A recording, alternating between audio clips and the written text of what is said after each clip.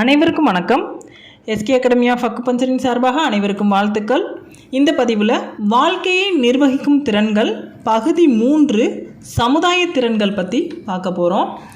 ஏற்கனவே சுயத்திறன்கள் 1, 2 முடிச்சிருந்தோம். நம்மளை ஸ்க்ரீன் பண்ணியாச்சு. அடுத்து இந்த சமுதாயத்தில் நமக்கு என்னென்ன திறன்கள் அவசியம் அப்படிங்கிறத பார்க்க போகிறோம். இந்த சமுதாய திறன்களில் சமூக திறமையாக முக்கியமான ஒன்று தலைமை பண்பு, அப்புறம் சூழ்நிலைகளை கையாளுதல், குழுவோடு சேர்ந்து செயல்படுறது, உதவி செய்கிறது, தாராள மனப்பான்மை. தலைமை பண்பு அப்படின்னா என்ன அப்படின்னு பார்த்தீங்கன்னா, ஒருத்தவங்க சொல்கிறாங்க அப்படின்னா அதை முதல்ல நம்ம காது கொடுத்து கேட்குற திறன் இருக்கணும். அதே மாதிரி சமூகத்தோட ஒன்றி போகிற தன்மை இருக்கணும். கோபம், உணர்வு இவை எல்லாத்தையும் பொதுவெளியில் காமிக்காமல் தனக்குள்ள அடக்க தெரிஞ்சிருக்கணும். எதானாலும் சிந்தித்து செயல்படணும். பின்விளைவுகள் ஏதாவது இருந்தால் அதை நிச்சயமாக ஏற்றுக்கொள்ளணும். மன அழுத்தங்களை எதிர்கொள்ளணும். சுயமரியாதையை விட்டு கொடுக்கவே கூடாது. ஒரு தலைவருக்கு ஒரு பிரச்சனைன்னு வந்தால் அதை தீர்க்கக்கூடிய திறன் இருக்கணும். அதே மாதிரி தன்னிலை உணரும் இயல்பு இருக்கணும். ஒரு தலைவன் அவனை பற்றி அவனுக்கு முதல்ல தெரிஞ்சிருக்கணும். ஒரு விஷயம் இந்த உலகத்தில் யதார்த்தமாக நடக்குது அப்படின்னா அதை ஏற்கக்கூடிய தன்மை இருக்கணும். பிறரை அங்கீகரிக்கணும். தன் இயல்பிலிருந்து எப்பயுமே செயல்படணும். அடுத்ததாக ஒருத்தவங்க ஊக்கமாக இருக்காங்கன்னா அதுக்கு என்ன காரணமாக இருக்கலாம்? ஊக்கமின்மை இருக்காங்க, ஊக்கம் இல்லாமல் இருக்காங்கன்னா அதற்கு என்ன காரணமாக இருக்கலாம் அப்படிங்கிறத பார்த்தோன்னா, ஒரு வீட்டில் ஒரு குழந்தை படிக்கவே மாட்டேங்குது. அதை எப்படி ஹேண்டில் பண்ணணும் அப்படின்னு பார்த்தீங்கன்னா, அவங்கள படிக்க சொல்லி அவங்க செய்கிற ஒரு செயலுக்கும் அவங்கள உற்சாகப்படுத்தி படிக்க தூண்டணுன்னா அவங்களுக்கு படிக்கிறதுக்கான ஊக்கம் வரும்.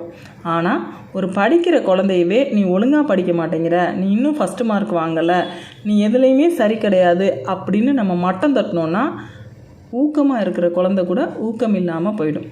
இதே விஷயந்தான் பெரியவங்களுக்கும் பொருந்தும். உள் மற்றும் வெளி செயல் தூண்டலால் ஊக்கம் இல்லைன்னா ஊக்கம் இல்லாமல் போகிறதுக்கான வாய்ப்பு இருக்குது. அதே மாதிரி ஒரு விஷயத்தை பயமுறுத்திட்டோம் அப்படின்னா அதை சரியாக நம்மளால் செய்ய முடியாது.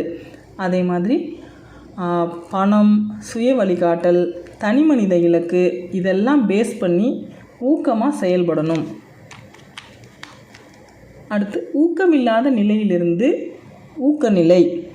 இந்த நிலை என்ன அப்படின்னு பார்த்தீங்கன்னா, ஒருத்தன் இப்போ நான் ரொம்ப நல்லா வேலை செஞ்சுக்கிட்டே இருக்கேன், ஆனால் அதற்கு ஒரு மரியாதையும் இல்லை, அதற்கான பணமும் இல்லை அப்படின்னா நான் ஆட்டோமேட்டிக்காக ஊக்கம் இல்லாத நிலைக்கு போயிடுவேன். இப்போ நான் ஒரு சின்ன செயல் செய்கிறேன், அதற்கு எனக்கு பாராட்டு கிடைக்கிது, அதற்கான பணமும் கிடைக்கிது அப்படின்னா அந்த செயலை நான் தொடர்ந்து செய்வேன். அப்போ ஏன் நம்ம ஒரு ஊக்கமாக ஒரு செயலை செய்கிறோம், ஏன் ஊக்கமில்லாத நிலைக்கு போகிறோம் அப்படிங்கிறத நம்ம அனலைஸ் பண்ணணும். அதை அனலைஸ் பண்ணி அதுக்கு தகுந்த மாதிரி வேலை செய்யணும். ஊக்கமின்மைக்கான காரணிகள் என்னென்ன அப்படின்னா, எதிர்மறை விமர்சனம். ரொம்ப என்ன பண்ணுவாங்க அப்படின்னா, ஒருத்தவங்க நல்லா வேலை செய்கிறாங்க அப்படின்னா அதை சிலரால் பொறுத்துக்கவே முடியாது. அப்போ என்ன பண்ணுவாங்கன்னா, நம்ம செய்கிற வேலையை பூரா உக்காந்துட்டு இது சரியில்லை, அது சரியில்லை அப்படின்னு சொல்லிட்டு எதிர்மறை விமர்சனம் செஞ்சுக்கிட்டே இருப்பாங்க. அது நம்மளுடைய ஊக்கத்தை குறைப்பதற்கான ஒரு காரணமாக அமையலாம். அப்புறம் நம்ம என்ன வேலை செஞ்சாலும் நம்மளை மேனேஜரும் ஓனரும் மதிக்கலைன்னா அந்த வேலைக்கான பலனே இருக்காது இல்லையா? அது அவர்களுடைய அலட்சிய போக்கு. அந்த அலட்சிய போக்கு கூட ஊக்கமின்மைக்கான ஒரு காரணமாக இருக்கலாம். பொறுப்பில்லாமல் இருக்கிறது, குழு ஒற்றுமை இல்லாமல் இருக்கிறதும் ஊக்கமின்மைக்கான காரணிகளாக பார்க்கலாம். நம்ம அடுத்து வெற்றிக்கான மனோபாவத்தை எப்படி வளர்த்துக்கொள்வது அப்படின்னா, நம்ம முதல்ல நல்ல மனநிலையில் இருக்கணும், முயற்சி செய்யணும், உழைக்கணும், பயிற்சி செய்யணும். முயற்சியும் பயிற்சியும் வெற்றியின் படிக்கட்டுகள். வெற்றி அப்படின்னா நம்ம ஏற்கனவே கடந்த பதிவில் பார்த்த மாதிரி சுயத்திறன்களில் பார்த்தோம். ஒரு இலக்கு நிர்ணயித்து அதை நோக்கி பயணம் பண்ணி அதில் வெற்றி அடையணும். அந்த இலக்கு எப்படி இருக்கணும்னா நமக்கும் பயன்படணும், மற்றவங்களுக்கும் பயன்படக்கூடிய மதிப்பு வாய்ந்த இலக்காக இருக்கணும். ஐயா நம்மாழ்வார் எப்படி இயற்கை விவசாயத்தை ஒரு இலக்காக கொண்டு இயற்கை விவசாயிகளுக்காக தனது வாழ்நாள் முழுவதையும் அர்ப்பணித்தாரோ அதே மாதிரியான அர்ப்பணிப்பு மிகுந்த மதிப்பு வாய்ந்த இலக்காக இருக்கணும். அடுத்து தான் நம்ம இப்போ ஒரு விஷயத்தில் வெற்றி பெறணும் அப்படின்னா அதற்கு என்னென்ன தடைகள் எல்லாம் வரலாம் அப்படின்னு பார்த்திங்கன்னா, முதல்ல நமக்குள்ளே அகந்தை இருந்தது அப்படின்னா தடைகள் வரலாம். அப்புறம் நம்ம தோற்று போயிடுவோமோ அப்படின்னு பயம் இருந்துச்சுனாலோ, இல்லை நம்ம ஒரு கோல் செட் பண்ணாமல் இலக்கே வகுக்காமல் இருந்தாலோ, இல்லை குடும்ப பொறுப்புனால் கன்ஃபியூஸ் பண்ணிக்கிட்டு நம்மளை கோலை விட்டு விலகி நின்னாவோ, குழப்பமாக இருந்தாவோ, தனிமையாக இருந்தாவோ, மன உறுதியின்மையோடு இருந்தாவோ, பயிற்சி செய்யாமல் இருந்தாவோ நம்ம வெற்றி அடைவதற்கு தடைகள் ஏற்படும். இதெல்லாம் செய்யாமல் எல்லாத்தையும் தெளிவாக பண்ணி வெற்றியை நோக்கி பயணிக்கணும். இந்த தடைகளை எல்லாம் எப்படி சமாளிக்கிறது? ஒரு விஷயத்தை செய்யும்போது ஆர்வத்தோடு செய்யணும், போராடணும், திறமையை வளர்த்து கொள்ளணும், விடாமுயற்சி செய்யணும். வெற்றியை வரையறுத்தல் அப்படின்னா நம்ம வெற்றி பெற்றுட்டோம் அப்படிங்கிற உணர்வோடு தான் நம்ம வேலையவே ஸ்டார்ட் பண்ணணும். அதே மாதிரி பிறரோட ஒப்பிட்டு பார்த்து நல்ல செயல்களுக்கு அவரை மாதிரி வெற்றி அடையணும் அப்படின்னு வரலாம். பொறாமைப்படக்கூடாது. ஒரு வெற்றியிலும் ஒரு தோல்வி உண்டு. வெற்றி பெற்ற மனிதர்களுடைய வரலாறுலாம் எடுத்து பார்த்தோன்னா அவங்க பல தடவை தோத்துட்டு தான் இந்த வெற்றி படியை நோக்கி நகர்ந்திருப்பாங்க. விழுந்தாலும் எழுந்து ஓட வேண்டும், அப்பொழுது தான் வெற்றி அடைய முடியும். வெற்றி மீது வெறியும் ஆசையும் உறுதியும் அதற்கான பொறுப்பும் கடின உழைப்பும் நல்லவித நம்பிக்கையும் கொடுக்கும் பண்பும் செயல் பெருமையும் விருப்பமும் இருந்தால் அனைவருக்கும் வெற்றி தான். வெற்றிக்கான செயல்முறைகள் என்ன அப்படின்னு பார்த்தோன்னா, நம்ம எதை செஞ்சாலும் வேகமாக நிதானமாக செய்யணும். அதாவது ஸ்லோவாக செய்யக்கூடாது, நிதானமாக அந்த செயலை செஞ்சு முடிக்கணும். தயார் நிலையில் இருக்கணும், பயிற்சி செய்யணும், கற்றுக்கொள்ளும் திறனை நாளுக்கு நாள் வளர்த்து கொள்ளணும். நம்மளுடைய வெற்றி மீது உறுதியாக இருக்கணும். வெற்றிக்கான கடின பாதை அப்படிங்கிறது ஒன்றுமே இல்லை. இப்போ ஒரு விளையாட்டு விளையாடுறோம் அப்படின்னா அதற்கான பயிற்சி இருக்கணும். ஓட்டப்பந்தயத்தில் ஓடுறோம் அப்படின்னா அந்த ஓடுறதுக்கான பயிற்சியை தொடர்ந்து செஞ்சுக்கிட்டே இருக்கணும். ஒழுக்கம் இருக்கணும், நல்ல பண்பு இருக்கணும், நம்ம சிந்திக்கணும், தொலைநோக்கு பார்வையோடு இருக்கணும், உயர்ந்த முடிவு எடுக்கணும்.